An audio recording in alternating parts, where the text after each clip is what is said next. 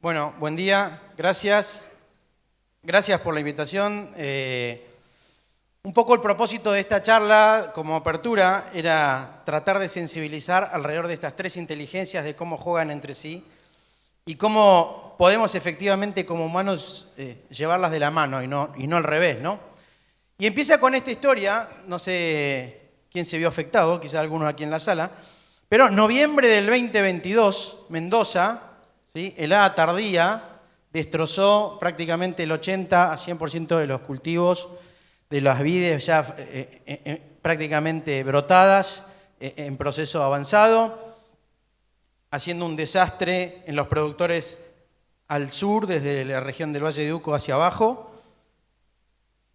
Y lo interesante de esto es que esta helada tenía prácticamente un mes que se venía anunciando que venía una ola polar, no sé si saben, pero los modelos predictivos quizás los más fuertes y avanzados, aunque son muy todavía bebés, son los meteorológicos, y se venía desde principio de octubre diciendo viene una ola polar, el riesgo de helada va a ser muy alto. Pero ¿qué ha pasado en el 2022? No sé si se acuerdan, seguro que sí, tuvimos unas secas muy grandes, y la posibilidad de mover agua para, de alguna manera, aumentar el calor latente y disminuir la posibilidad de congelamiento o de helada, era prácticamente imposible. No había acuerdo entre productores y gobernación, o intendencias, departamentos, lo que hizo que esa descoordinación termine con gente tratando de hacer lo que podía, ¿no? Armaron fogones, trataron de pulverizar como podían a mano, pero no hubo manera, no hubo forma de recuperarlo. Y noviembre fue un mes crítico para las aseguradoras también, ¿no? Para salir a compensar todo esto. ¿Qué hubiese pasado, decimos, si esto se hubiese coordinado? Si alguien podría haber simulado todos estos escenarios, si alguien podría haber puesto en una ecuación el peso del impacto económico que iba a causar esta helada, etcétera. Pero no pasó, o no pasó de la mejor manera. Y eso nos invita a reflexionar en primera instancia, y como para abrir, ¿qué es la inteligencia cuando decimos no se hizo una acción correcta de manera inteligente?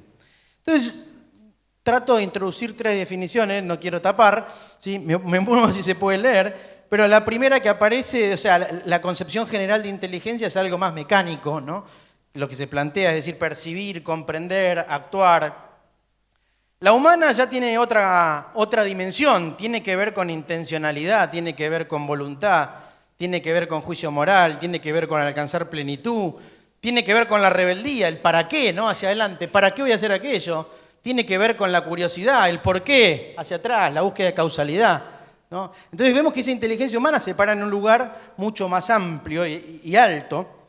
Después aparece lo que llamamos esta inteligencia natural, que nos enseña muchísimo de resiliencia. Digo, cuando uno está frustrado y enojado y todo, debería mirar más a la naturaleza para ver cómo se adapta, corrige, ¿no? Y de alguna manera se regula. Y en tercer orden, esta que de alguna forma se nos cayó arriba de la mesa, en una fecha que ahora vamos a recordar, que es la artificial, que simplificadísimamente toma algunos aspectos de esa inteligencia humana, ¿sí? O natural, y trata de replicar, que son básicamente tratar de aprender, tratar de predecir, ¿sí? Y tratar de adaptarse. Aprender, predecir y adaptarse. Bien, esta inteligencia artificial nace, no sé si habrán escuchado, Alan Turing. ¿Alguien vio la película Enigma? ¿Leyó el libro Enigma? La máquina que usaban los nazis para encriptar mensajes. Alan Turing fue el matemático que resuelve esta máquina Enigma y de alguna manera empieza el camino a ganar la Segunda Guerra por parte de los aliados. Y este Alan Turing, que era un matemático, escribe en 1950 un artículo en una revista que era de filosofía y psicología, nada que ver con la matemática, escribe un artículo en el cual él se pregunta si las máquinas pueden pensar. ¿Pueden las máquinas pensar? Era su pregunta, ¿no? Y sobre esa pregunta desarrolla un juego que se llama el juego de la imitación, que se llamaba el test de Turing. Seguro lo habrán escuchado, estuvo de moda hace un par de años en la repetición, en el voice of share, como dicen, ¿sí? O el share of voice, que es cuánto se habla de algo, y se hablaba del test de Turing. ¿Por qué se hablaba del test de Turing? Porque el test de Turing lo que trataba de responder era si una persona dentro de una cabina interactuaba con dos entidades y no podía decir cuál era humano y cuál era máquina, entonces por transitividad decía que las dos eran humanas o que las dos eran inteligentes. Esa simplificación del test de Turing fue lo que se consideró un benchmark, es decir, un estándar para comparar si algo era o no era inteligente. Si yo le digo al perro, entrame la ropa que va a llover, y el perro lo hace, digo, pucha, el perro es inteligente, ¿no? Entonces, esa cuestión, yo se lo digo a mis hijos si no lo hacen,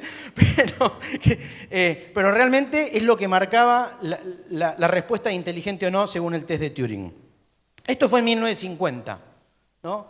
1956, un grupo de científicos se reúne en la Universidad de Dartmouth en un proyecto de verano que buscaba atacar, y ahí aparece por primera vez el término inteligencia artificial, la idea de la inteligencia artificial. Estas personas que están acá reposando sobre el césped son lo que sería, en términos de paralelo histórico, Newton, Galileo, Copérnico, Kepler en la revolución científica del siglo XVII, que seguimos aprendiéndolo hoy en el colegio.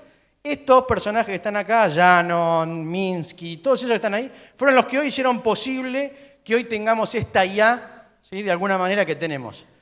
Shannon es el padre de las comunicaciones modernas, la teoría de la información, toda la cuestión matemática que hoy permite tener un Starlink, que permite tener una red neuronal y todo esto que hace posible que están los muchachos de Deep Agro, que ellos pueden identificar si es una planta o no, etcétera, sale de estos muchachos.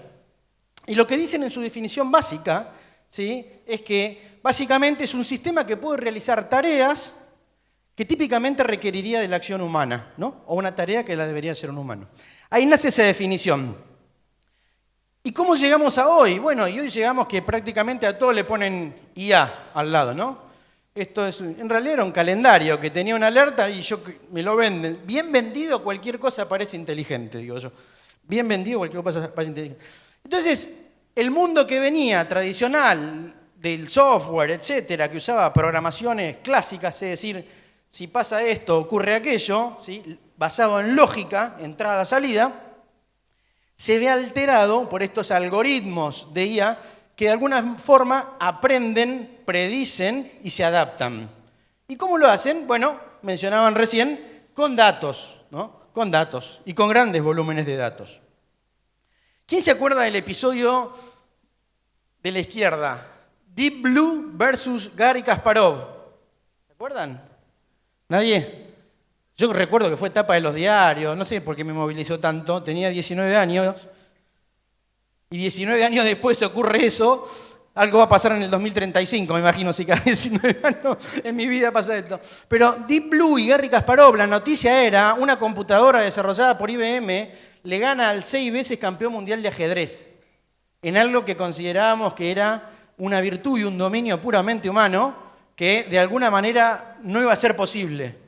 Y le gana Deep Blue a Garry Kasparov. Año 2016, otro juego, por ahí menos conocido, el Go, ¿sí? Es un juego que es una mezcla entre las damas y alguna otra cosa, que busca, ¿sí?, encerrar al oponente o comer al oponente, pero si ven, el tablero es bastante más grande que un tablero de ajedrez y la cantidad posible de jugadas es muchísimo más elevada. En el 2016, Lee Sedol pierde con AlphaGo. AlphaGo es una herramienta, como lo fue Deep Blue, que era una computadora. Acá AlphaGo es un software, llamémoslo, ¿sí?, que desarrolló la gente de Google a través de su grupo o subsidiaria DeepMind, que se dedica a hacer estas cuestiones.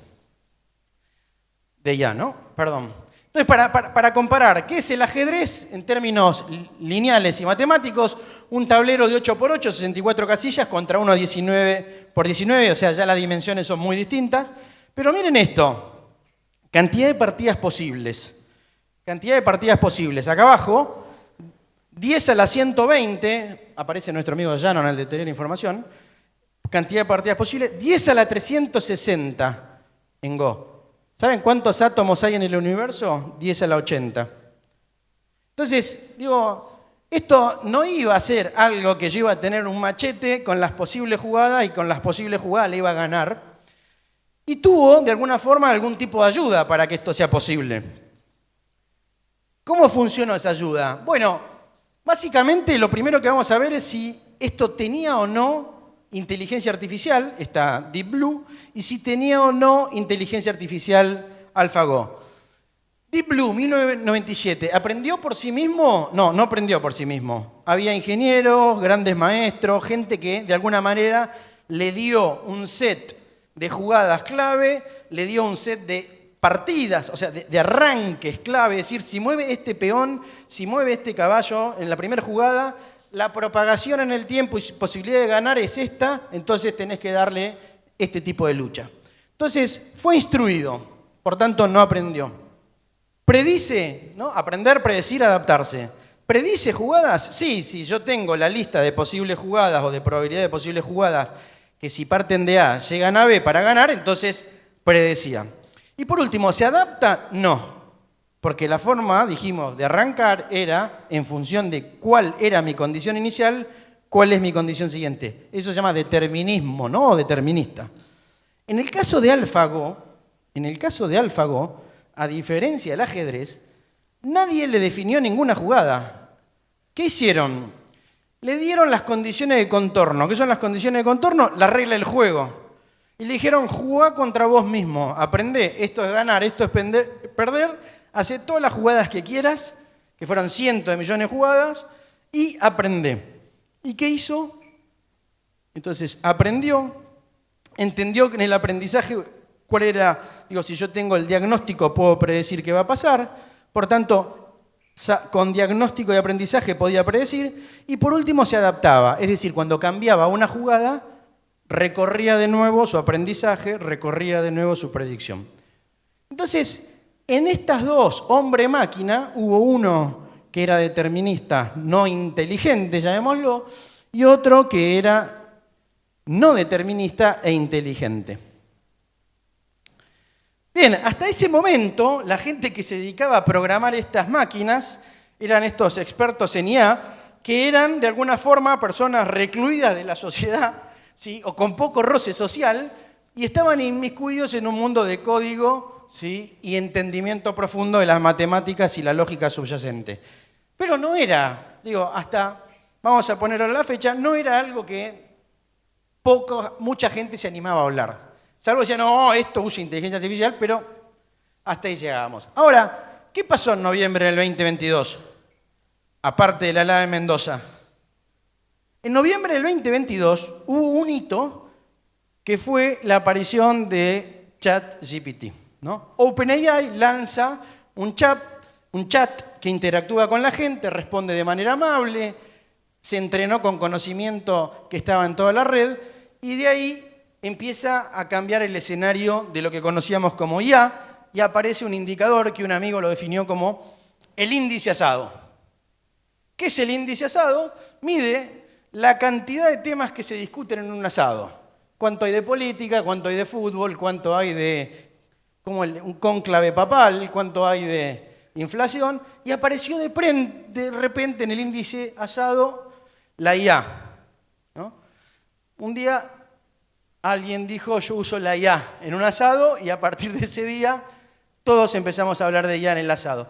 ¿Y qué era lo fantástico? ¿Era algo parecido a esto que estaba acá atrás? No, era mi mamá, mi papá, mi hijo, mis hijos, qué sé yo. ¿Y por qué lograron eso? ¿Porque dominaban la IA? Y la respuesta técnica era no. O sea, la dominaban como los que en los 90 o en los 2000 poníamos dominio paquete Office, Internet Explorer. ¿Sabíamos algo de conectividad, de redes, de cables transatlánticos? No sabíamos nada. Nuestro dominio técnico era cero, ¿no? Pero lo que sí teníamos era una interfaz. ¿Y qué fue lo que hizo OpenAI como majestuoso? Fue el lanzamiento a través de una interfaz que nos permitía ahora a todos, a través de algo que nos es elemental, que es la comunicación escrita, oral o gestual, interactuar, ¿sí? Con un conjunto de cosas, herramientas y matemáticas que no dominamos. ¿Y cómo? A través de una interfaz. Ese es el rol de una interfaz. Digo, la interfaz de estos son los botones, lo que sucede adentro con la electrónica lo desconozco. Pero esa interfaz que nos trajo ChatGPT, además tenía una particularidad. que era extremadamente condescendiente, suave, decoroso. Nos idolatra, ¿no? Nos dice, qué excelente pregunta. Me decís la hora en Chile, le pongo. Qué buena pregunta, Juan. Me dice, ¿por qué buena pregunta, no? Pero bueno, tiene ese tono amable que nos acompaña todo el tiempo. Y dijimos, bueno, ese 30 de noviembre del 2022 hubo un antes y un después, ¿no? Hasta el 30 de noviembre de 2022, la IA, que sigue siendo la que domina el ámbito corporativo, y las aplicaciones que vamos a ver hoy, seguramente la gran mayoría estén basadas en esta, era una IA que se llamaba discriminativa, que tenía la particularidad de poder predecir, clasificar, adaptarse, aprender, pero tenía un roce, si se quiere, o fricción para un usuario final, salvo que sea en una aplicación. Un paso atrás. ¿Cómo en una aplicación? Claro, digo, si yo tengo Netflix y tengo 5 perfiles y a cada perfil le doy el contenido según le guste, no sé si habrán notado que ahora Netflix, en este concepto de microsegmentación, le cambia hasta la portada a la película, de una misma película. En el perfil de mi esposa aparece una película con una portada, y a mí, que miro más de otro actor, esa misma película que tiene ese actor, le cambia la portada por el actor que a mí me gusta. Eso se llama microsegmentación. ¿Y cómo lo hizo? Lo hizo con esas 3 características. Aprende de lo que me gusta, predice cuál es el portfolio de preguntas, de películas que me puede gustar, y se adapta a mí y me da recomendaciones. Lo mismo nos pasaba con Waze, ¿no? Y nos pasa con Waze. Waze lo usamos mucho antes de noviembre del 2022. Aprende los datos de todos nosotros, posición y velocidad relativa en la ruta a la que estoy yendo. Entonces, si encuentro un retraso, me ofrece una alternativa para llegar más rápido, es decir, se adapta, ¿no? Y eso en la vida teníamos muchísimas aplicaciones dando vuelta, pero estaban de alguna manera ocultas, porque era una interfaz de alta fricción, le llamábamos código, APIs o lo que sea, que manejaban equipos técnicos. A partir de acá, el 30 de noviembre del 2022, cuando aparece esta IA que se llama generativa, ¿sí? Generativa, crea, inventa, levanta las barreras de acceso a ese mundo que era prácticamente desconocido.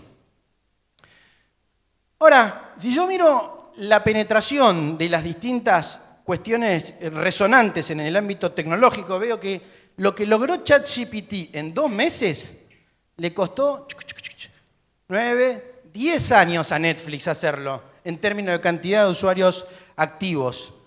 En 2 meses hizo lo que Netflix en 10. Claro, ¿por qué? Porque encima de que era una interfaz muy simple, se subía arriba de un teléfono que teníamos todos, se subía arriba de una notebook que tenemos muchos, se subía arriba de una computadora que tienen casi todos. Entonces, ¿qué encontramos? Encontramos que ChatGPT llega, cuando yo un Netflix necesitaba un Smart TV, y no todos teníamos Smart TV. En fin, cuando cae ChatGPT, cae en un momento de la historia, ¿sí?, en el cual las tecnologías y la base para poder dar ese salto ya estaban sentadas. ¿Y qué nos pasó? Y el índice de SEO se recontradisparó, porque ahora le pregunto a ChatGPT, ya no es más, me fijo en Google, le pregunto a ChatGPT, ¿no? Entonces el share of voice en el asado ya casi que baja de fútbol, o las discusiones de fútbol se resuelven con ChatGPT. Y claro, ¿y por qué? Y sentimos algo particular con esto, que es que estábamos acostumbrados, un instante solo, cómo funciona Google y su definición. Es el gran indizador de la web, se llaman, ¿no? Ellos te buscan qué hay en la web y arman un índice. Y ese índice tiene prioridad en el diccionario en función de si pagué o no la palabra clave para entrar como promocionado. Pero básicamente es un índice. ¿Y cómo funciona ChatGPT? No funciona indizando y buscando palabras. Y esta es central la diferencia. Funciona buscando contexto alrededor de lo que yo estoy preguntando. Entonces ya no vale poner palabras claves en la página web, vale poner mensajes claves, ¿no? ¿Por qué? Porque el ChatGPT, como modelo de lenguaje, su entendimiento es de la palabra y su contexto. En el de Google era el de la palabra. Y yo decía que se está posicionando como algo que es como una interfaz que nos permite dialogar con cosas desconocidas, ¿sí?, como una interfaz universal. Este concepto de interfaz universal es, yo le puedo pedir al teléfono que me haga un código, que me haga una página web, que me haga una infografía, ¿sí?, que me traduzca, que me haga un examen, que me haga preguntas, que me ayude a mejorar. Y luego y lo que va a hacer, como toda interfaz, va a direccionar, ¿sí?, a la aplicación que mejor responda a mi demanda. Y ese es el posicionamiento que hoy empieza a darse, ¿no?, en estas herramientas. Picasso usaba esta frase al referirse a la tecnología como una cuestión puramente mecánica y a las computadoras como una gran calculadora. Él decía, las computadoras son inútiles porque solo pueden darte respuestas. Y si yo pregunto de qué vive un científico, digo, y la respuesta seguro que vamos a generar un consenso, que es de hacerse preguntas, ¿no? La realidad es que su vida puede pasar con una pregunta que se hizo haciendo su tesis doctoral y recorre toda su vida académica investigando pedacitos de esa pregunta y otorgando pedacitos de esa respuesta para tratar de construir un todo. Entonces la vida nuestra es de preguntas, es de por qué y de para qué, de causalidad y de intención. Nuestra vida está atravesada con eso. Entonces, esta es la etapa de la revista Olala de junio de este año. ¿Se alcanza a ver lo que dice abajo? Teoría de prompting, aprende a pedir lo que quieras. Yo creo que pocas veces vi que alguien lo haya definido también, que es la instrucción y pedir lo que uno quiere. Y la capacidad, había un libro que decía cómo conseguir todo lo que uno quiere, haciendo preguntas, ¿no? La necesidad de hacernos preguntas del para qué, por intención, y del por qué como causa o como curiosidad, es lo que nos hace sentir vivos y de alguna manera nos lleva y nos impulsa hacia adelante. Entonces nuestro desafío de hacernos preguntas no es nada simple. Y el error, muchas veces que nos pasa con estas herramientas, es creer que que él me está entendiendo lo que yo le estoy preguntando, ¿no? Y yo digo, si hoy acá a la salida, Rosana, Bea, nos ponen una pila de lámparas de Aladino, ¿qué le pediríamos? Tiene 3 deseos, 3 preguntas, lo que vos quieras. Y no va a haber un consenso, no vamos a lograr un consenso ni claridad, y yo seguro pida ir último o que me den un par de semanas o un par de años, ¿sí? Porque la realidad es que hacer la mejor pregunta es el 99% de la resolución del problema, no es la respuesta. O sea, hemos notado que estas herramientas nos dan respuesta que si no conocemos el tema nos convencen, pero la realidad es que conociendo el tema tenemos que profundizar en la claridad de la pregunta. Y hoy se desafían hasta las carreras universitarias sobre si tenemos que formar más gente que domine la tecnología o más gente que domine la abstracción, ¿sí?, el criterio y la construcción de un pensamiento abstracto para hacer mejores preguntas. Y cuando uno se hace esta pregunta, ¿a dónde debe ir una ingeniería, por ejemplo, que me pasa a mí? Y uno dice, y capaz que tenemos que volver a la antigua Grecia a pensar cómo se formaba o cómo se formó Newton, ¿no? Que lejos de tecnología, pero sí con un dominio del entendimiento y de la filosofía natural que le permitió hacer lo que hizo. Grandes preguntas y unos tremendos aportes, ¿no?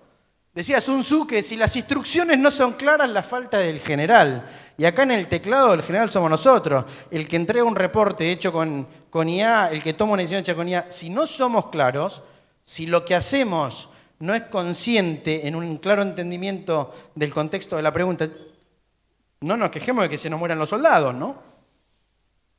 Entonces, la forma de interactuar que tenemos con esto, decíamos, es conversacional. Ya puede ser escrita, verbal, con señas, pero es un flujo de comunicación donde hay un mensaje que se transmite, una entidad que lo interpreta y de alguna manera nos devuelve una respuesta. Cuando yo veo hoy estas formas de conversaciones, teníamos, ¿se acuerdan esto que eran los chats básicos, no?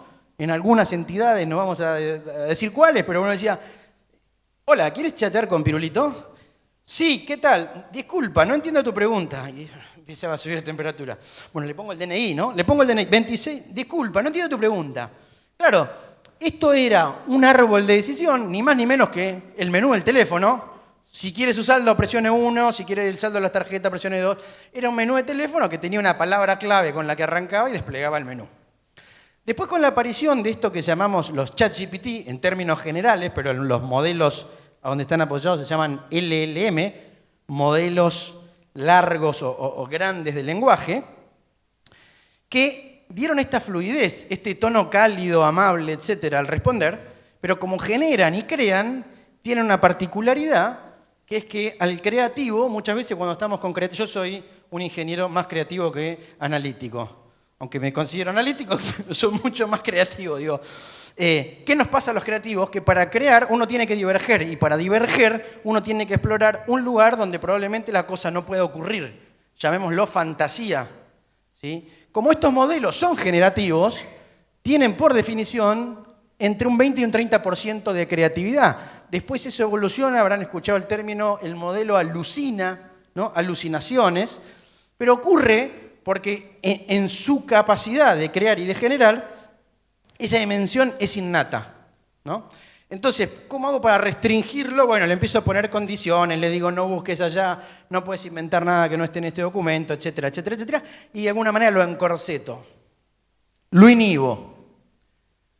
Por último, en estas entidades que van apareciendo, aparece algo que está tremendamente de moda y que ahora vamos a ver qué pasa con el índice asado, pero que son los agentes, ¿no? Los agentes en realidad es una evolución del asistente, porque el asistente podría ser un chat conversacional con un conocimiento específico.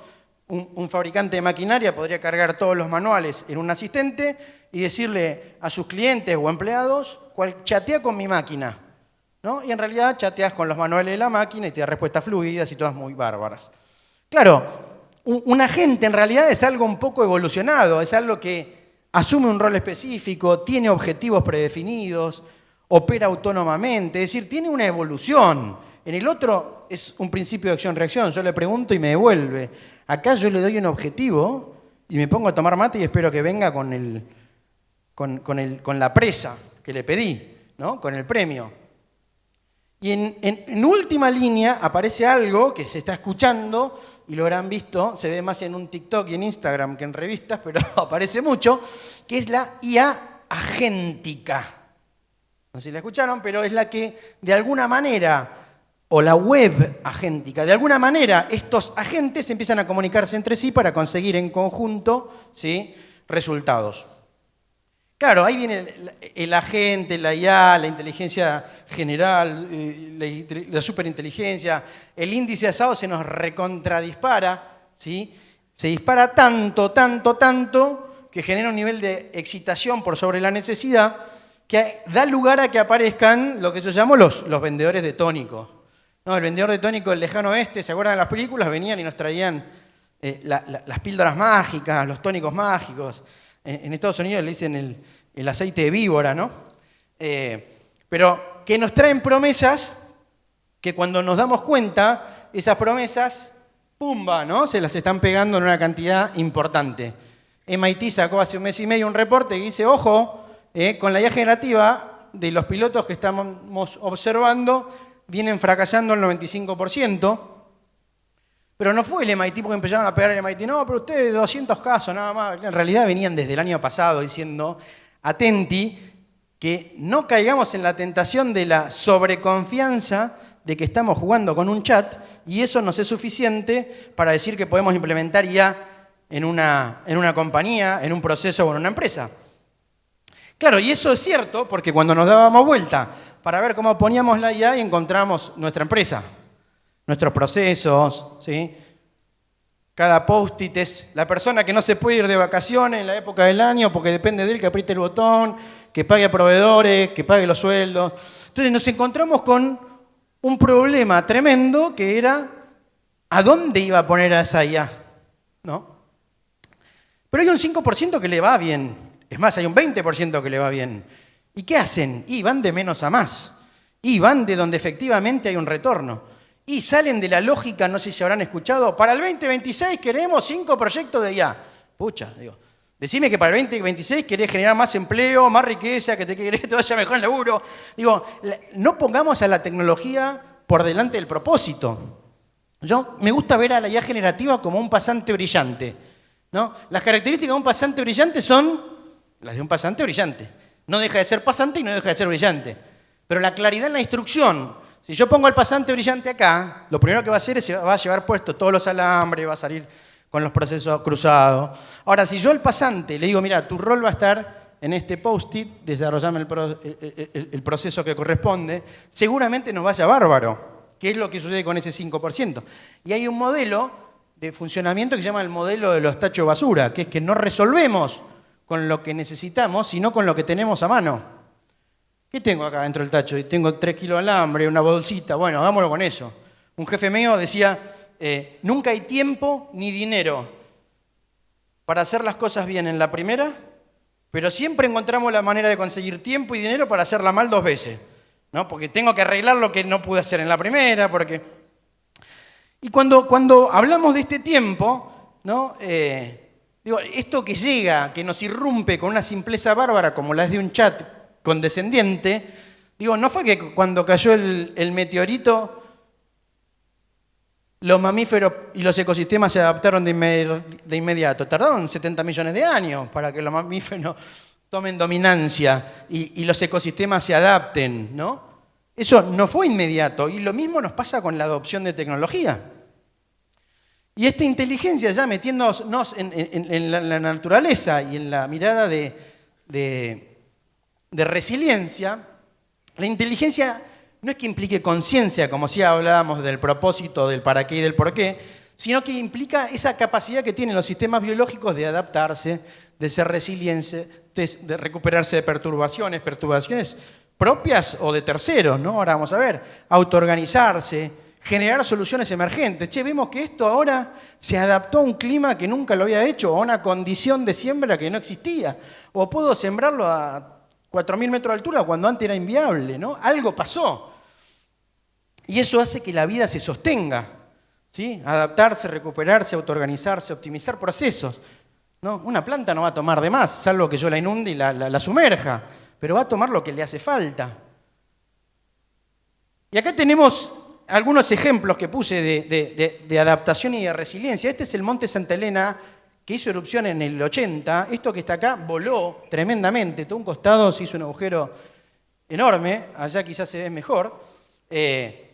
Y National Geographic, 38 años después, hizo un libro donde va y muestra lo que sucedió. Aparecen los primeros lupinos, empiezan a aparecer las primeras plantas, permiten fijar nitrógeno, aparecen aves, se crean aves, no naves, aparecen los primeros animales de nuevo. ¿Qué empieza a suceder? El suelo empieza a tomar vida y empieza a encontrar un nuevo equilibrio dinámico. El ecosistema resiliente, no en términos mecánicos, ¿no? Sino elastoplástico. Un ecosistema resiliente no va a volver a la condición original. El pedazo que salió volando no se va a volver al mismo lugar, pero la modificación del ecosistema va a encontrar un punto de equilibrio en otro lugar. ¿De acuerdo? Y eso es lo que sucedió. Si yo miro la foto, las tomé esta semana de Google con el histórico, 1984, fíjense lo que era esto, ¿no? Y lo que es esto a 31 de diciembre del 2020, cómo se ha recuperado el ecosistema. Bueno, ahora, hay cuestiones que son propias, ¿no? Tecnología más hombre no es igual prosperidad, eso está clarísimo.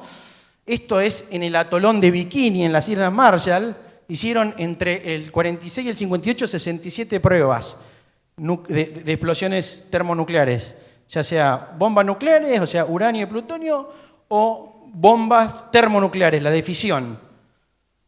Hubo un problemita, hicieron una bomba que se llamaba Clutch, que la explotaron en el 54, que tuvo 1000 veces más potencia que la de Hiroshima.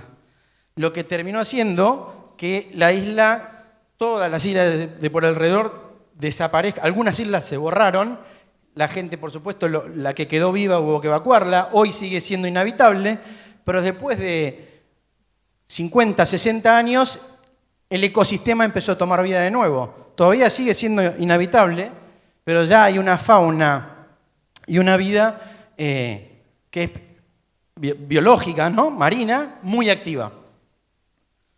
Entonces, la pregunta acá es, ¿cómo hacemos para vivir sin destruir con la adopción de tecnología como un gran desafío? Y algo que vimos hasta recién, que me parece importante, es vimos, pero la naturaleza se adapta, tiene mecanismos de autorregulación, encontramos que alguien la perturba y aunque no vuelve al mismo lugar, llega a un lugar que logra un equilibrio tal que permite la vida. Sí, pero nosotros lamentablemente tenemos otros tiempos, ¿no? O sea, a nosotros tenemos otras necesidades de clima, de mercado, que hacen que necesariamente incorporemos tecnología, para poder alcanzar nuestros objetivos de supervivencia humana cuidando nuestra casa común, ¿no? Que diría el Papa Francisco, cuidando la casa común. Y ese es un desafío clave en el dominio de la tecnología. Y ahí la tecnología, decimos, no es que viene a reemplazar naturaleza, viene que en función de lo que aprendemos de la naturaleza, maximicemos sus resultados. Y acá nos metemos ya en la parte más de la dimensión humana. Decíamos, ¿no? Nosotros queremos saber para qué, queremos entender el por qué, tenemos voluntad, tenemos intención, tenemos creatividad, tenemos algo tremendo que es en la libertad definir qué queremos hacer, que a veces no somos conscientes de lo que es eso. Y a mí me gusta agregar esto que está acá abajo, ¿no? Que es, de alguna manera, la capacidad de dar sentido y propósito, de aprender de la naturaleza y usar las tecnologías con criterio para orientar las acciones hacia el bien común, ¿no? Que tiene que ver un poco con lo de arriba también, que es alcanzar esa plenitud en el bien común. Yo digo, si me miro egoísta, no funcionaría este país, este mundo, este sistema, si solo fuésemos nosotros, una persona y su ego moviéndose.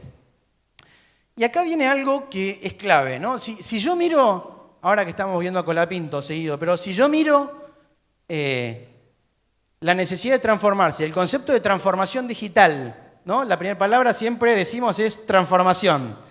¿Que viene a qué? Viene a ayudarnos a adaptarnos, como lo hace la naturaleza, viene a ayudarnos a adaptarnos en el menor tiempo posible, que para eso sirve la tecnología, aparecen algo que se llaman tecnologías habilitadoras. Entonces, hoy llega la IA como esa tecnología habilitadora que nos dice, en esta carrera que es la transformación digital, si los datos son el combustible, la IA es el motor y la persona es el piloto, tenemos que hacer que esa ecuación piloto, motor y combustible en esa carrera que es la transformación digital estén de alguna manera ordenadas, ¿no?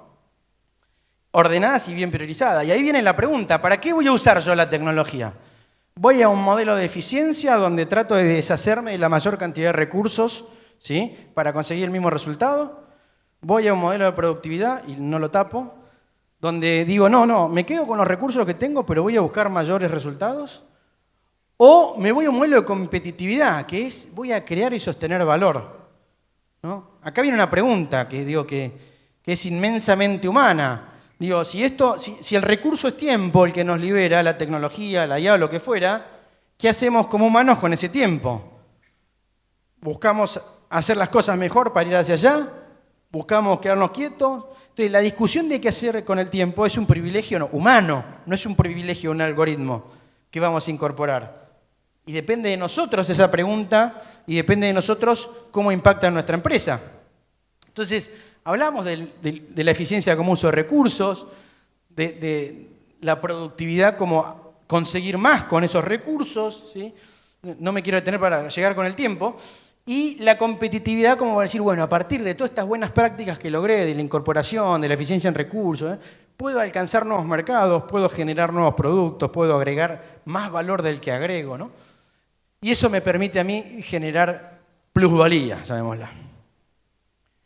Claro, eso como a nuestro amigo mendocino que estaba lidiando con lo que le decía el pronóstico, con el rechazo de que no le daban agua para mejorar sus condiciones de cara a la helada y con sus decisiones, depende de esa combinación de estas inteligencias, de qué forma yo, leyendo la naturaleza, ¿sí? Dominando la tecnología y decidiendo el bien común, arbitro ese juego, porque si lo voy, digo, fíjense que hasta cuando se la pedí en la IA, puso mucha gente, y yo no le pedí que ponga tanta gente. No sacó gente al incorporar tecnología. Uno se imagina hoy cualquier proceso tecnológico como una relación lineal con disminución de personal, ¿no? Bueno, la IA fue más inteligente que yo en la respuesta, porque no se lo pedí, ¿no? Entonces la pregunta es, en esta mirada de estas tres inteligencias, ¿cómo las arbitramos? Y el desafío, el gran desafío que tenemos en el sector, es que esto es McKinsey, esto es un informe de uso de IA generativa, este es un informe de digitalización de cadena de suministro, aquel es una tasa de adopción de IA por industria. Yo lo que tengo el agro abajo, tengo el agro abajo, tengo el agro abajo y tengo el agro atrás. Entonces el desafío de incorporar es alto en cuanto a tener claro el propósito, ¿no? Tener claro el propósito para que tampoco nos llevemos de que en la primera curva nos vayamos a la zanja, ¿no? Y esto tiene que ver directamente, no pasa nada, con la pregunta de ¿para qué voy a incorporar tecnología? ¿Para eficiencia, para productividad, para competitividad? Porque en esas tres preguntas, cuando lo veo como una evolución, nuestro propósito tiene que direccionarlo. Si mi propósito es deshacerme de la mayor cantidad de recursos, le hace gente, maquinaria, costos, etc., entonces la respuesta es una. Lamentablemente no es para el bien común, no es para la plenitud, ¿sí? Y la intención no es noble. Ustedes me van a creer, yo estoy viendo acá, así que puedo seguir contando y va a ir bien. Entonces, tenemos un gran desafío acá, que es que si arbitramos inteligentemente la incorporación de tecnología o de alguna manera incorporamos tecnología para desplazar recursos que muchos de ellos son humanos. Hay una frase, un artículo muy interesante del MIT que decía, ¿no? A la estrategia no la domina la tecnología, la domina el plan que la persona propone en su propósito. Y marcaba dos diferencias. Decía, los más inmaduros en términos de digitalización caen naturalmente en incorporar tecnologías puntuales.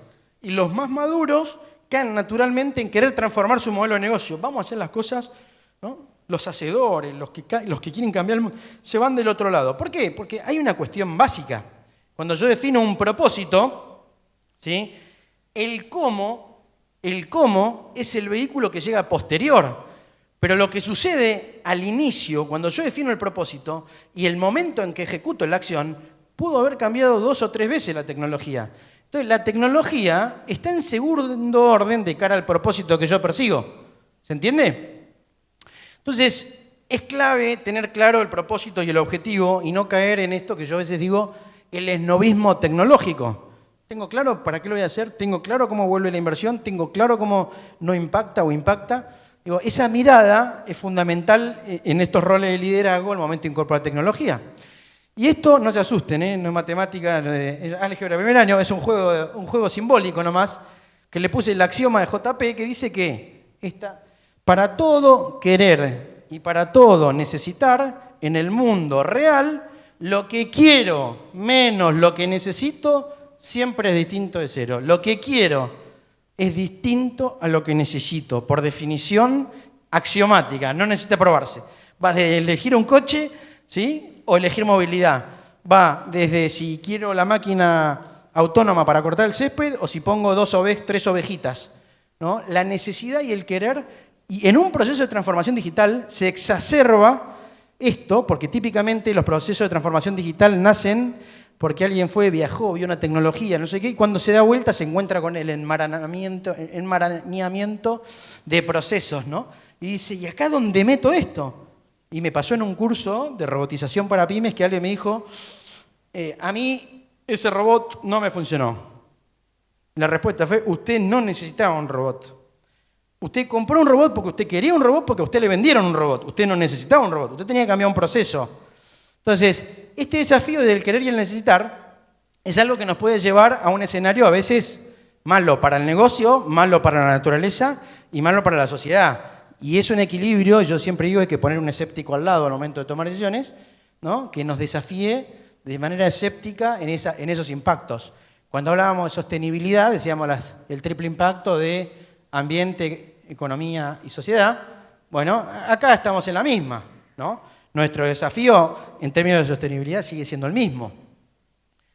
Hoy estas herramientas más populares nos ayudan muchísimo, no sé qué grado de adopción tienen, pero lo que sucede hoy con la potencia de estas herramientas versus el uso efectivo que uno le da es una distancia abismal, es muy, muy grande. Y lamentablemente lo que se está dando, voy a empezar a cerrar, lo que se está dando es un informe que salió hace muy poquito, salieron 3 informes muy importantes. Uno de cómo la gente está usando ChatGPT, otro cómo los países, las personas en los países están usando ChatGPT, y otra es, ¿esto nos viene a reemplazar o no? Básicamente, 3 grandes estudios. Lo que se detectó fue que en los países donde el PBI es más bajo, ¿sí?, la adopción tiende a ser para reemplazar tareas. los países que tienen el PBI más alto, donde hay gente más formada, muchos científicos, mucho creador de valor, ¿qué hacen? Lo usan para aumentar a la persona.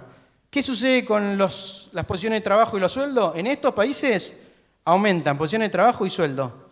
En estos países bajan posiciones de trabajo y sueldo.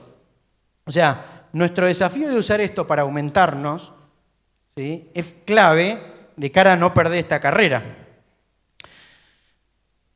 Yo la voy a compartir la presentación, van a poder ver un poco todo esto. Son casos que están direccionados con el uso de IA generativa, ¿no?, para ver cómo utilizarla. Pero ya en las conclusiones, porque ya estoy en 0,0, unas pocas ideas. Propósito genuino, trascender las tendencias superficiales y enfocarse en el impacto real. Esto, genuinamente, a mí o a mi cliente, ¿en qué lo mejora? Esto, genuinamente, a mí, a mi cliente y al ambiente, ¿cómo lo impacta? Pensamiento crítico. Esto es desafiar la fascinación ciega por la novedad tecnológica, porque cuando más tentados nos sentimos a comprar un tiempo compartido que nunca vamos a usar, ¿no? Visión estratégica, separar el valor tangible del oportunismo de mercado. Este que me vino y me vendió un robot porque me lo vendió en 97 cuotas, tasa negativa, ¿cómo no lo iba a comprar? ¿Para qué lo quería? Sí, ahí lo tengo. La IA como palanca, herramienta estratégica, no ornamento corporativo. Y algo que yo empujo mucho es esto de, habrán escuchado la idea de AI first, ¿no? Primero, antes de hacer cualquier cosa, pensá si se puede hacer con IA. Si no se puede con IA, tráeme una persona, tremenda. Bueno, yo voy por la otra, que es AI fit, ¿no? ¿Preciso usar IA? ¿Cómo lo uso? ¿Cuál es la mejor manera? ¿Quién me puede ayudar a saber si preciso o no preciso y si efectivamente esto es transformacional para mi negocio o una carga para mi negocio y el entorno? Y la última, ¿no? Digo, más allá de la capacidad, no se trata de que pueda hacer la IA, sino ¿qué propósito tiene hacerlo con IA? Acá como conclusión anteúltima, ¿no? Primero decimos AI fit, segundo ¿qué? Francia, perfecto. Tercero AI first, ese es nuestro podio, ¿no? El AI fit para nada reniega de la IA, lo que pide es seamos el humano en el loop para saber y analizar cómo aumentarla. Y cierro con esto, ¿no? No solo la inteligencia humana, con su voluntad y propósito, puede convocar a la natural y a la artificial, integrarlas y transformar la incertidumbre en una oportunidad real. Así que a esto los invito, nos ilusiona, nos da un poco de vértigo a veces, pero poniendo a la humanidad o al sentido del bien común por delante, nos va a ir bien seguro. Así que muchas gracias. Gracias, Juan Pablo Cosentino. Muchísimas gracias.